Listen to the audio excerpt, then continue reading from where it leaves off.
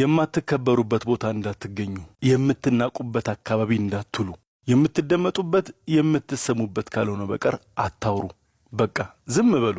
ተገኝታችሁ የማትኮሩበት፣ ታይታችሁ የምታፍሩበት፣ ቆማችሁ የምትሸማቀቁበት ዝር አትበሉ። አንዳንዴም የእናንተ ጊዜ እስኪመጣ ቀረት ማለት ልመዱ። የማይደርስ መስሏችሁ አትቸኩሉ። ብዙዎቻችን መድረሳችን ላይ ቀር ስንንቀለቀል የምንሰበረው። ተረጋጉ። ማንም ክብራችሁን ረግጦ፣ ማንም በሞራላችሁ ተረማምዶ፣ ማንም ሰብሯችሁ እንዲሄድ አትፍቀዱ። ክብራችሁን ጠብቁ። ይህንን ስል ትላንትናችሁን እያሰባችሁ ደግሞ እንዳትብሰለሰሉ። ትላንትናችሁ የምትደበዝዘው ወደ ነገ በሮጣችሁ ልክ ነው። እነዛ የኮሩ የሰደቧችሁ የናቋችሁ ሰዎች ክንዳቸውን የምትሰብሩት እናንተ ፈርጠም ስትሉ ነው።